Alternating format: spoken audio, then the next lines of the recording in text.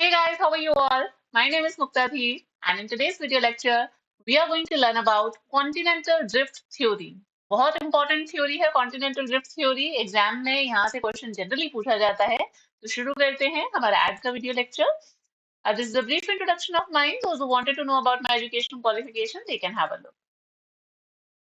Continental drift theory. इस theory को पढ़ने से पहले हमें यह पता होना चाहिए ये कॉन्टिनेंटल ड्रिफ्ट होता क्या है, क्या मीनिंग है इस कॉन्टिनेंट ड्रिफ्ट का। Just a second. Yes, continental drift का मतलब क्या है?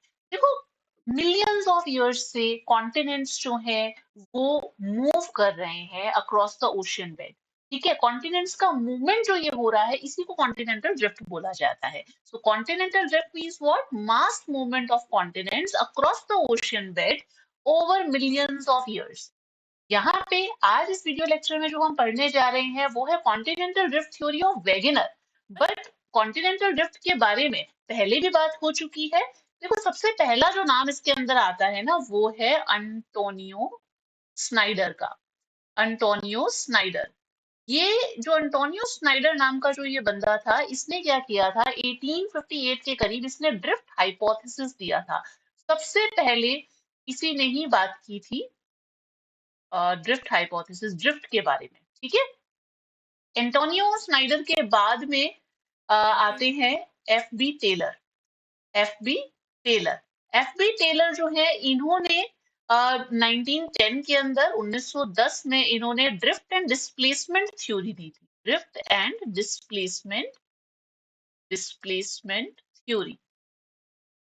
एक्चुअली हम इस वीडियो लेक्चर में वेगनर की थ्योरी कर रहे हैं, इसलिए इसके बारे में लिखा नहीं, थोड़ा सा आपको एक ब्रीफ आइडिया दे देती हूँ, इसलिए यहाँ पे मेंशन कर दिया है। एफ बी टेलर जो है, इन्होंने 1910 में 1910 में ड्रिफ्ट एंड डिस्प्लेसमेंट थ्योरी दी थी। और इनका बेसिकली पर्पज ये था कि भाई टर्शरी पीरियड में जो फोल्ड माउंटेन्स है उनके ओरिजिन को लेकर के बताना। और इन्होंने क्रिटेशियस पीरियड से अपनी जो थ्योरी है उस मतलब कि वहां से स्टार्ट किया था, क्रिटेशियस पीरियड से। जैसे कि वेगनर जो है इन्होंने कार्बोनिफेरस पीरियड से स्टार्ट किया, इन्होंने क्रिटेशियस पीरियड से स्टार्ट किया था। तो एफ बी टेलर के बाद में आते हैं एल्फ्रेड वेगनर। अब ये जो एल्फ्रेड वेगनर है जिन्होंने कॉन्टिनेंटल ड्रिफ्ट थ्योरी दी थी, जो काफी फेमस थ्योरी हुई कॉन्टिनेंटल ड्रिफ्ट थ्योरी, ये एक जर्मन मीटियोरोलॉजिस्ट है, एल्फ्रेड वेगनर। इससे पहले हमने जब जियोसेंटिनल थ्योरी ऑफ कोबर की थी तो वो भी जर्मनी के थे, बट वो जर्मनी के जियोलॉजिस्ट थे, ये जर्मनी के मीटियोरोलॉजिस्ट थे। ठीक है, तो एल्फ्रेड वेगनर जो है, इन्होंने 1912 में 1912 में इन्होंने ये जो थ्योरी है प्रोपाउंड की थी, जो कि उनके 10 साल बाद में एक्चुअली में 1922 में इट केम इनटू लाइट। 1922 में इसको अच्छे तरीके से रिकग्नाइज किया गया था। इनकी जो ये थ्योरी थी, इन्होंने अपनी बुक, इस बुक का नाम है, ये जर्मन लैंग्वेज की बुक है, इस बुक का नाम है Die Entstehung der Kontinent und Oceana। ये जर्मनी की बुक है, इस वजह से जर्मन लैंग्वेज में बुक है, इस वजह से इसका नाम इस तरीके का है। बट कई बार एग्जाम के अंदर पीछे देखा गया है कि कई बार एग्जाम्स में बुक्स वगैरह के नाम पूछ लेते हैं, तो इसलिए मैंने यहाँ पे इसको मेंशन कर दिया। अगर आप इसको ढंग से प्रोनाउंसिएट ना कर पाए, कोई दिक्कत वाली बात नहीं है, आप सिर्फ थोड़ा सा ध्यान रख लेना कि इस तरीके की अगर कोई बुक है, Den Entstehung der Kontinent und Oceana, तो ये जो किताब है ये एल्फ्रेड वेगनर की कॉन्टिनेंटल ड्रिफ्ट थ्योरी के बारे में है। कॉन्टिनेंटल ड्रिफ्ट थ्योरी में जो इनका मेन ऑब्जेक्टिव था एल्फ्रेड वेगनर का, इन्होंने डिस्प्लेसमेंट हाइपोथेसिस दिया था। देखो, अब आपको यहाँ पे एक और क्वेश्चन बनता है कि अगर पूछा जाए ड्रिफ्ट हाइपोथेसिस किसने दिया था, तो एंटोनियो स्नाइडर ने दिया था। ड्रिफ्ट एंड डिस्प्लेसमेंट थ्योरी किसने दी थी? एफ बी टेलर ने दी थी। और डिस्प्लेसमेंट हाइपोथेसिस किसने दिया था? वो दिया था एल्फ्रेड वेगनर ने। तो ये आपको डिफरेंशिएट थोड़ा सा ध्यान रखना पड़ेगा। ठीक है, डिस्प्लेसमेंट हाइपोथेसिस किसका था? एल्फ्रेड वेगनर का। इनका मेन ऑब्जेक्टिव ये था कि भाई अर्थ की जो हिस्ट्री है पीछे पास्ट में किस तरीके से क्लाइमेटिक चेंजेस हुए हैं, ग्लोबली जो क्लाइमेटिक चेंजेस हुए हैं उसको एक्सप्लेन करना, वो इनका मेन ऑब्जेक्टिव था। डिस्प्लेसमेंट जो हाइपोथेसिस था, उससे एक्सप्लेन करना चाहते थे global climatic changes which took place during the past earth history. पीछे जो अर्थ की हिस्ट्री में पुराने टाइम में जो भी क्लाइमेटिक चेंजेस हुए हैं ग्लोबली, उसको एक्सप्लेन करना। अब जो वेगनर है उन्होंने क्या माना? वेगेनर ने ये कहा कि भाई जो जितने भी कॉन्टिनेंट्स आज के टाइम पे हमें दिखाई देते हैं वो सारे कॉन्टिनेंट्स एक सिंगल कॉन्टिनेंटल मास से ओरिजिनेट हुए थे, जिसको इन्होंने नाम दिया पेंजिया। और ये जो पेंजिया है this is surrounded by a mega ocean, जैसे कि suppose this is the Pangaea and it is surrounded by mega ocean, जिसका नाम रख दिया पेंथलाजा। ठीक है, ये पेंथलाजा था। और फिर उन्होंने कहा कि ये जो मेगा कॉन्टिनेंट है पेंजिया, ये बाद में ब्रेक होता है। ठीक है, अब यहाँ पे देखो, हम सीधा इनके इसके इसके बारे में बात करते हैं। अब इसने बोला, वेगेनर ने कहा कि भाई ये पेंजिया है and this mega ocean is Panthalassa. Panthalassa, ठीक है, पेंजिया और पेंथलाजा। अब इन्होंने कहा कि 200 मिलियन ईयर्स के टाइम पे 200 मिलियन ईयर बिफोर प्रेजेंट, आज से 200 मिलियन साल पहले ये पेंजिया ब्रेक होना शुरू हुआ। जब ये पेंजिया ब्रेक हुआ तो ये दो पार्ट्स के अंदर ब्रेक हुआ। उसमें से एक जो नॉर्दर्न पार्ट है वो बना लॉरेशिया, और जो साउदर्न पार्ट है उसको कहा गोंडवाना। लॉरेशिया को हम अंगारा लैंड भी बोलते हैं, कई जगहों पे आपको अंगारा लैंड भी मिलेगा, अंगारा लैंड। ठीक है, लॉरेशिया एंड गोंडवाना। लॉरेशिया जो है इसके अंदर कौन सा हिस्सा आ गया? लॉरेशिया के अंदर आपका ये जो यूरेशिया पूरा है, जो रशिया वाला पार्ट हो गया। इनफैक्ट जो इंडियन सब कॉन्टिनेंट के नॉर्थ का जो पोर्शन है, ये इधर चाइना वाइना वाला ये वाला पोर्शन हो गया, ये सारा आ गया। और नॉर्थ अमेरिका इसके अंदर आ गया। इनफैक्ट ग्रीनलैंड इसके अंदर आ गया, वही ग्रीनलैंड जो भी बहुत चर्चा में है ना, जिसे ट्रम्प हथियाना चाहता है। तो ये ग्रीनलैंड भी किसका हिस्सा था? लॉरेशिया का हिस्सा था। पूछा जा सकता है, करंट से रिलेटेड है। तो लॉरेशिया हो गया, ये सब लॉरेशिया के हिस्से थे।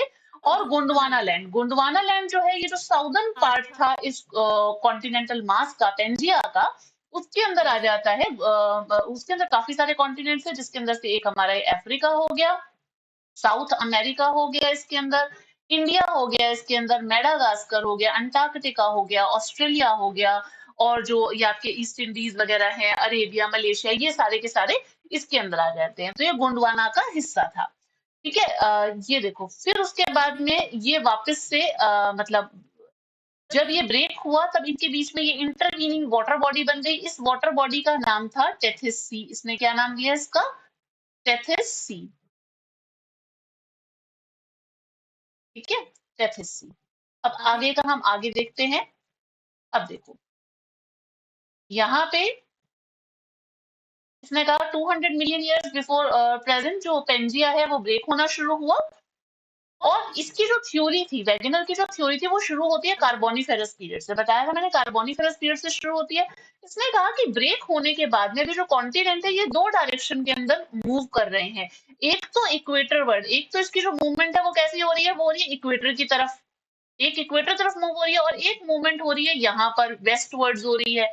तो दो मूवमेंट्स बताई, एक तो इक्वेटर वर्ड्स मूव कर रहे हैं कॉन्टिनेंट्स, और इक्वेटर वर्ड मूव क्यों कर रहे हैं? Due to the gravitational pull of this, ये जो बल्ज है ना, इक्वेटोरियल बल्ज, इसकी वजह से ये क्या कर रहे हैं? मूव कर रहे हैं इक्वेटर वर्ड्स जो कॉन्टिनेंट्स हैं। और जो वेस्टवर्ड मूवमेंट है कॉन्टिनेंट्स की, that is due to tidal forces, उसकी वजह से। वही चीज यहाँ पे लिखी हुई है कि कॉन्टिनेंट्स जो है वो ड्रिफ्ट होते हैं दो डायरेक्शन में, towards equator and towards the west. Forces कौन कौन से रिस्पॉन्सिबल है इसके लिए? इसके लिए फोर्सेस है gravitational force, pole fleeing force and the force of buoyancy. अब अगर हम इक्वेटर वर्ड बात करें कि इक्वेटर वर्ड किस तरीके से, जो देखो ग्रेविटेशनल पुल हो रहा है, अगर हम अफ्रीका और यूरेशिया की बात करें तो अफ्रीका यूरेशिया जो है वो इक्वेटर वर्ड मूव किए तभी तो ये इस तरफ आया। और ये जो जो अफ्रीका है वो मतलब कि इस तरीके से ऊपर मूव किया। तो उसकी वजह से जो टिथीज के अंदर जितने भी जो सेडिमेंट्स थे, डिपॉजिट्स थे, वो रेज होकर के आल्प्स बने, और इधर ये हिमालय वगैरह और ये सब रेंजेस बनी। और वेस्टवर्ड जब ये गए तो नॉर्थ अमेरिका और साउथ अमेरिका जब सेपरेट हुए, जब यहाँ पे ये देखो साउथ अमेरिका नॉर्थ अमेरिका जब यहाँ पे सेपरेट होंगे, तो अब यहाँ पे अटलांटिक ओशन जो है उसकी ओपनिंग हुई। अटलांटिक ओशन पहले नहीं था, तो उसकी मतलब की ओपनिंग हुई। और पोल फ्लिंग फोर्स क्या था? पोल फ्लिंग फोर्स बेसिकली वही है कि जो पोल्स हैं उसकी साइड में, अब ये जैसे पोल्स हैं, ठीक है ना, पोल्स की तरफ से सेंट्रीफ्यूगल एक्शन जो है, पोल्स की वजह से सेंट्रीफ्यूगल एक्शन जो है, जो मतलब जो एक्शन क्या, जो फोर्स होती है, सेंट्रीफ्यूगल फोर्स के ज्यादा होने की वजह से ये जो मतलब की जो कॉन्टिनेंटल मास है ये इक्वेटर की तरफ पुश होता है, ठीक है ना? तो pole fleeing force is due to increase in the centrifugal force, जो from the pole towards equator, ये पोल से इक्वेटर की तरफ मूव होते हैं, ठीक है? तो ये फोर्सेस की बात की इसने, कौन कौन सी फोर्स, देखो फोर्सेस बहुत इंपॉर्टेंट है, आपसे पूछी जा सकती है ना? तो forces are important, so do remember it. इस थ्योरी का जो on the basis of this theory, इस थ्योरी के बेसिस पे जो वेगनर है वो टर्शियरी पीरियड के जो फोल्डेड माउंटेन्स थे उसके ओरिजिन की प्रॉब्लम को सॉल्व करना चाहते थे। यही जो मतलब ऑब्जेक्टिव था, खैर ये ऑब्जेक्टिव एफबी टेलर का था, क्योंकि एफबी टेलर भी तो यही बताना चाहते थे कि टर्शियरी पीरियड के जो माउंटेन है, फोल्डेड माउंटेन कैसे ओरिजिन हुए। तो वो ये जो प्रॉब्लम है उसको सॉल्व करने की कोशिश इन्होंने भी की थी, ठीक है ना? जो एल्फ्रेड वेगनर थे। अब इन्होंने क्या बोला, जो एल्फ्रेड वेगनर थे, ही सेड कि जो ये वेस्टवर्ड ड्रिफ्टिंग कॉन्टिनेंटल मासेस है, देखो, इसने कहा कि यहाँ पे तो चलो ये दोनों कॉन्टिनेंटल मास एक दूसरे के आसपास में आए तो उसकी वजह से क्या होगा कि कॉन्ट्रैक्शन फोर्सेस होंगी और एकदम से मतलब टैथी सी के जो सेडिमेंट्स वगैरह है वो स्क्वीज होंगे, फोल्ड होंगे और यहाँ पे माउंटेन रेंजेस बन जाएंगी, ठीक है?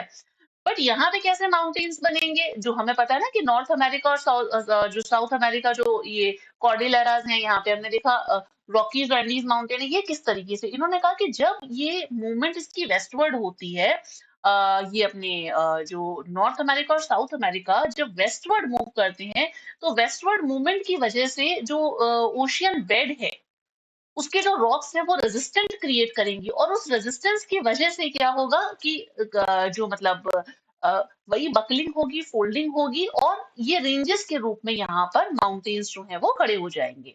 तो वेस्टवर्ड ड्रिफ्टिंग जो कॉन्टिनेंटल ब्लॉक्स हैं वो फोल्ड होंगे against the resistance of the rocks of sea floor and the western cordilleras were formed.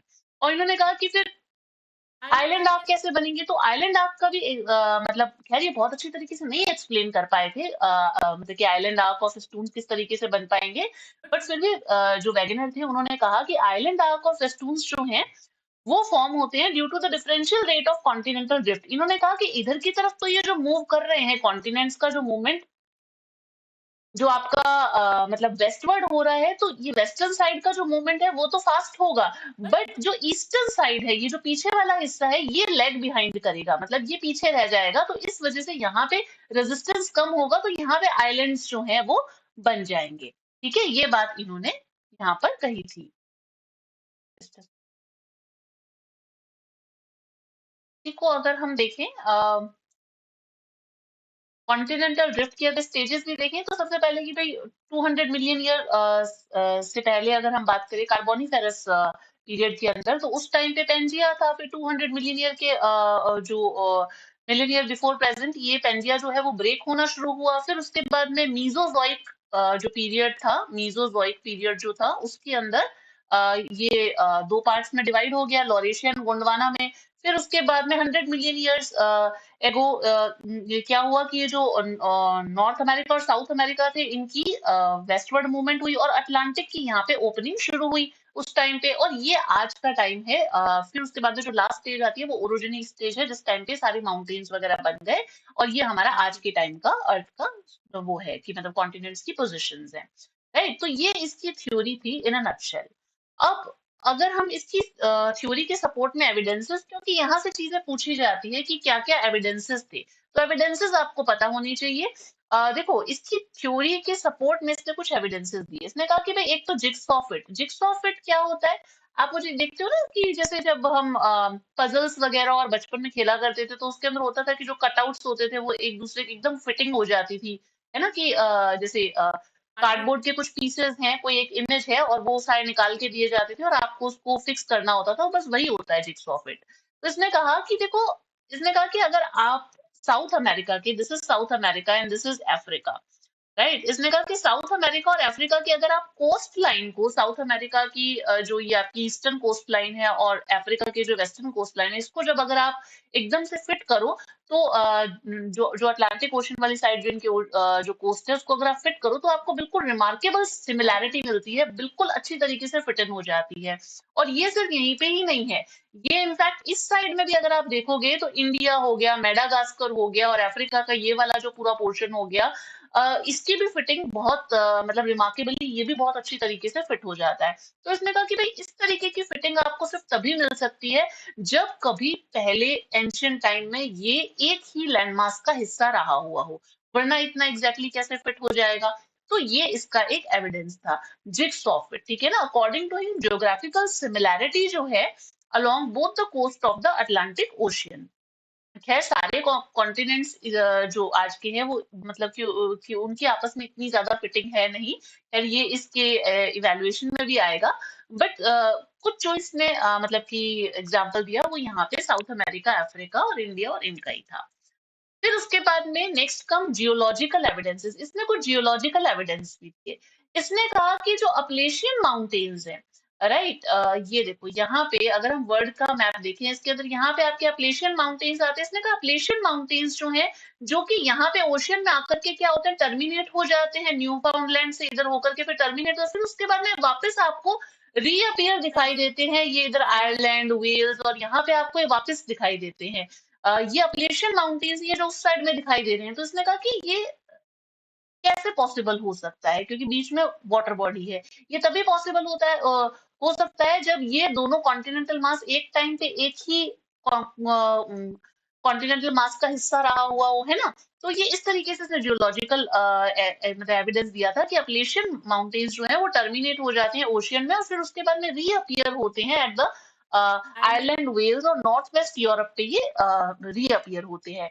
Caledonian or Hercynian mountains of the western and eastern coastal areas of Atlantic have similar and identical. यहाँ पे आपको Caledonian mountains मिलेंगे, इधर आपको ये जो Hercynian mountains है ये मिलेंगे। इन दोनों में भी बहुत ज्यादा सिमिलैरिटी है। तो ये सिमिलैरिटी कैसे है, ये मतलब कि आइडेंटिकल कैसे है एक दूसरे के, वो तभी पॉसिबल है जब ये कभी एक लैंडमार्क का हिस्सा रहा होगा। ब्राजील बल्ज को लेकर के इन्होंने बात की कि ब्राजील बल्ज जो है उस पे 550, ये ब्राजील का जो बल्ज है यहाँ पे 550 मिलियन ईयर पुरानी बसाल्ट मिली है और वही बसाल्ट यहाँ पे गिनी कोस्ट ऑफ जो अफ्रीका है वहां पे मिली है। इसने कहा ये कैसे पॉसिबल हो सकता है, ये तभी पॉसिबल होता है जब ये इससे जुड़ा हुआ हो, इधर का हिस्सा रहा हो, है ना। तो ये इसने बात की। उसके अलावा प्लेसर डिपॉजिट, नॉर्थ ईस्ट ब्राजील के प्लेसर डिपॉजिट्स की सेम मतलब जो गोल्ड डिपॉजिट्स हैं, प्लेसर डिपॉजिट तो पता है जो प्लेसर गोल्ड डिपॉजिट्स होते हैं, उसकी और नाइजीरिया की यहाँ पे ब्राजील की और जो नाइजीरिया की जो मतलब कि इधर पड़ेगा ना, तो इसकी जो गोल्ड डिपॉजिट्स हैं वो एज सच सेम है बिल्कुल। तो वो सिमिलैरिटी कैसे है वहां पे। बसाल्टिक रॉक जो है साउदर्न अर्जेंटीना की and the great part of South Africa, जो Great Karoo of South Africa, Argentina का जो मतलब ये है अपने जो जो बसाल्टिक रॉक्स हैं वो, और जो ग्रेट करूज है अफ्रीका के अंदर, इन दोनों की बसाल्टिक रॉक में भी सिमिलैरिटी है। तो ये सिमिलैरिटी कहाँ से आ गई बसाल्ट के अंदर, ये तभी होगी जब ये एक उसका हिस्सा रहे हुए हों, ठीक है। तो ये इसने कुछ जियोलॉजिकल एविडेंसेस दिए थे। मैंने जो एविडेंसेस है उनको मतलब अलग अलग उसने सेगमेंट में डिवाइड कर दिया है। तो जियोलॉजिकल एविडेंसेस ये हैं। फिर इसके बाद में देखते हैं paleo climatic evidences. Paleo climatic evidences क्या है।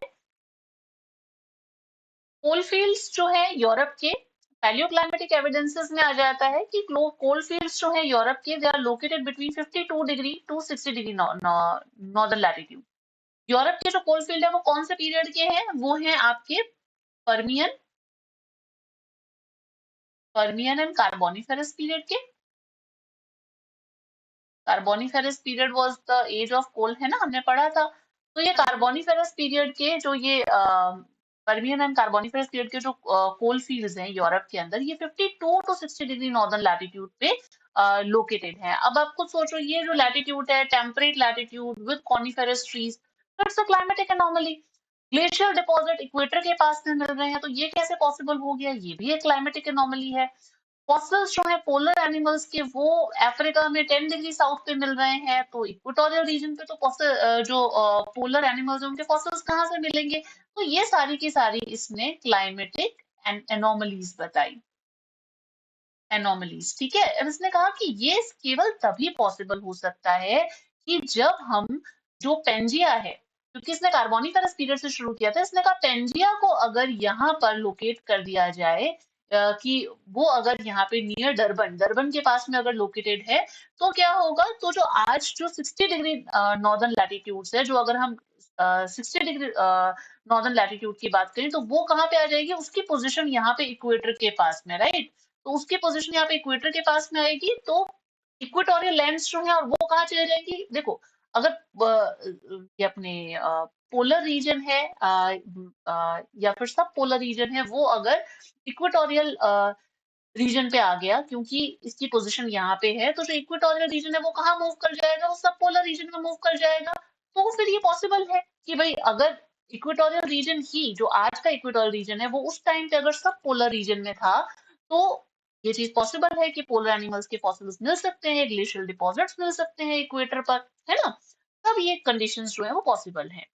बायोलॉजिकल एविडेंसेस फिर इसने दिए। इसने कहा कि कुछ फॉसिल्स हैं, जिनकी काफी सिमिलैरिटी मिली है, कि कुछ फॉसिल्स में, कि जो अटलांटिक ओशियन है उसके दोनों साइड में जो कॉन्टिनेंट्स है, वहां पे फॉसिल्स की सिमिलैरिटी मिली है। अब जैसे कि यहाँ पे देखो, ये ग्लोसोपटेरिस फर्न है, ठीक है ना। इस ग्लोसोपटेरिस फर्न के जो फॉसिल्स हैं, वो आपको यहाँ पे पूरे गोंडवाना लैंड में, जिस साउथ अमेरिका, अफ्रीका, है ना, और ये इंडिया, अंटार्कटिका, ऑस्ट्रेलिया, पूरे गोंडवाना लैंड में इसके मतलब कि फॉसिल्स मिले हैं। ऐसा कैसे पॉसिबल हो सकता है। मीजोफोरस मीजोफोरस के फॉसिल्स आपको साउथ अमेरिका, अफ्रीका में मिल रहे हैं। मार्सुपियल ओपोसम के फॉसिल्स मिल रहे हैं। और जो ये लिस्टोसोरस है, इसके जो मतलब की फॉसिल्स है, वो यहाँ पे मिल रहे हैं। मतलब कुल मिला के कहने वाली बात ये है कि भाई एक जो सेम स्पीशी का पैरेलल इवोल्यूशन नहीं हो सकता, भले ही किसी दूसरी जगह पे सेम स्पीशी का पैरेलल इवोल्यूशन नहीं हो सकता, भले ही वहां की क्लाइमेटिक कंडीशन सेम ही क्यों ना हो। तो ये एक क्लाइमेटिक अनोमली थी, सॉरी, ये एक मतलब ये था कि भाई भले ही सेम क्लाइमेट है, बट जो फॉसिल जो स्पीशीज है, वो दूसरी जगह पे सेम स्पीशी नहीं इवॉल्व हो सकती, थोड़ा डिफरेंस होगा। तो ये एक बायोलॉजिकल एविडेंस है कि भाई अगर इन सब लैंड्स पर, इन सब कॉन्टिनेंट्स पे ये ही पर्टिकुलर स्पीशी के मिल रहे हैं, तो फॉसिल्स, इसका मतलब है कि कभी ये एक लैंड मास का हिस्सा हुआ करता था। तो फॉसिल्स जो है ग्लोसोपोटेरिस फर्न के हमने देख लिया, ऑल ओवर गोंडवाना लैंड, और मार्सुपियल ओपुसम इसके फॉसिल्स मिले हैं। Then come to polar wandering. इसने ये भी चीज कही, जो वैगनर है, इसने कहा कि भाई जो पोल्स है उसकी पोजीशन जो है वो डिफरेंट जियोलॉजिकल पीरियड्स के अंदर चेंज हुई है। इसने 3 जियोलॉजिकल पीरियड्स की बात की, Silurian, Carboniferous and tertiary. Silurian period के अंदर नॉर्थ पोल तो यहाँ पर, सिल्यूरियन पीरियड में देखना, नॉर्थ पोल यहाँ पर है लोकेटेड, और जो साउथ पोल है वो यहाँ पर लोकेटेड है। ठीक है, कहाँ पे, मेडागास्कर के पास में। कार्बोनिफेरस की बात करें तो कार्बोनिफेरस यहाँ पर जो कार्बोनिफेरस पीरियड के अंदर नॉर्थ पोल तो यहाँ पे लोकेटेड है, और साउथ पोल यहाँ पे कहाँ गया, डरबन के पास में, है ना, अभी हमने देखा था डरबन के पास में। टर्शरी पीरियड के अंदर नॉर्थ पोल यहाँ पे लोकेटेड है 51 डिग्री नॉर्दर्न लैटिट्यूड में, और साउथ पोल कहाँ पे लोकेटेड है, south of South Africa. South Africa के मतलब जो अफ्रीका है उसके नीचे लोकेटेड है, उसकी साउदर्न लोकेशन में।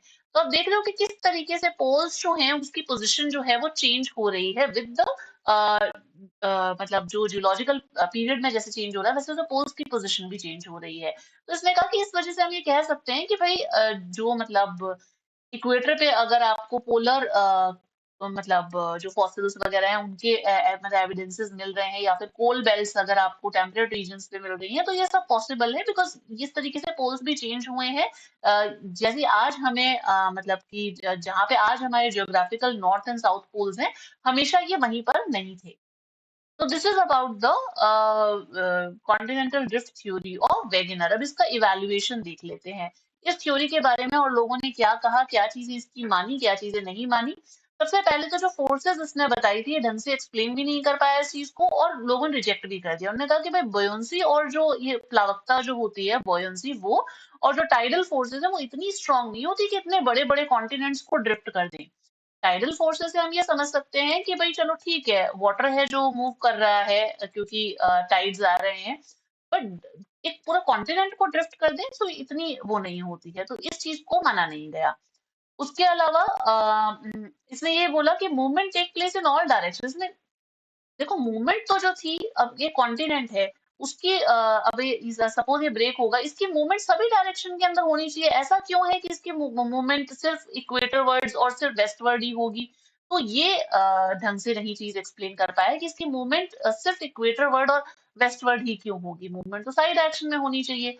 ये प्री कार्बोनिफेरस हिस्ट्री नहीं एक्सप्लेन कर पाया, क्योंकि वैगनर की जो स्टोरी है, हमने बताया था इसकी पिक्चर शुरू कहाँ से होती है, ये कार्बोनिफेरस ही अपनी पिक्चर को शुरू कर रहा है। तो ये कहता है कि भाई प्री कार्बोनिफेरस तो हिस्ट्री इसने एक्सप्लेन ही नहीं कर पाया।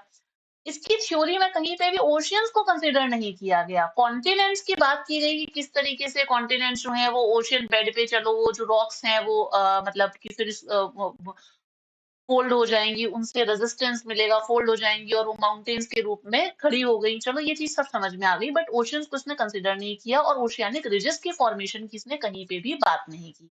इसने ये बताया नहीं कि किस तरीके से ओशियानिक रिजेस बनती है। जक्स्टापोजिशन का जो कॉन्सेप्ट था वो भी पूरा वैलिडेट नहीं होता। Juxtaposition is what, that is the jigsaw of it. ये जो जिग्सॉ फिट जो था, इसने कहा कि भाई सारे कॉन्टिनेंट जो हैं वो एग्जैक्ट वैसी फिटिंग नहीं होती। आपने एक दो का एग्जांपल दे दिया है, ठीक है, बट जक्स्टापोजिशन का कॉन्सेप्ट पूरा वैलिडेट नहीं होता है।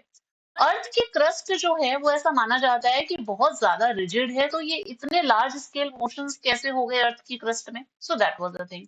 देखो, बहुत सारे पॉइंट्स जो थे, मोस्ट जो इसके पॉइंट थ्योरी के जो पॉइंट थे वो सब रिजेक्ट कर दिए गए थे। बट जो सेंट्रल थीम थी इसकी थ्योरी की, वैगनर की थ्योरी की जो सेंट्रल थीम थी कि जो हॉरिजॉन्टल डिस्प्लेसमेंट है वो रिटेन कर लिया गया था। मतलब हॉरिजॉन्टल डिस्प्लेसमेंट, क्योंकि फिर इसी पे आगे जाकर के इसी का और सी फ्लोर स्प्रेडिंग थ्योरी का ही सहारा लेकर के फिर बनी थी हमारी प्लेट टेक्टोनिक थ्योरी, है ना। तो हॉरिजॉन्टल डिस्प्लेसमेंट जो इसका सेंट्रल थीम है उसको रिटेन किया गया था, उसको मान लिया गया था। उसके अलावा जो इसके बाकी के जो पॉइंट्स थे उन चीजों को रिजेक्ट कर दिया गया था। ठीक है, so this was about the continental drift theory. I hope you have learned something from this video lecture. अगर आपको वीडियो पसंद आया है तो प्लीज आप इसे लाइक कीजिएगा, अपने फ्रेंड्स के साथ में शेयर कीजिएगा। जो भी फ्रेंड्स आपके एग्जाम्स की प्रिपरेशन कर रहे हैं उनसे शेयर कीजिएगा। इसकी पीडीएफ जो है वो मैं आपको टेलीग्राम चैनल पे प्रोवाइड करा दूंगी। अगर आप टेलीग्राम चैनल से नहीं जुड़े हैं तो जुड़ जाइए, लिंक मैंने यहाँ पे दे भी रखा है। ये कुछ सोशल मीडिया प्लेटफॉर्म्स है जहाँ पे आप चाहें तो मुझसे जुड़ सकते हैं। मेरा इंस्टाग्राम अकाउंट है मुक्ता_धीर और एक फेसबुक पेज अकाउंट है। इफ यू वांटेड तो यू कैन यहाँ पे भी आप मुझसे जुड़ सकते हैं। और आपके एग्जाम की प्रिपरेशन के लिए बहुत ही जल्द कुछ बहुत अच्छा लाने वाले हैं। तब तक के लिए साथ में बने रहिएगा। मिलते हैं फिर अगले वीडियो लेक्चर में। Till then stay connected, bye bye.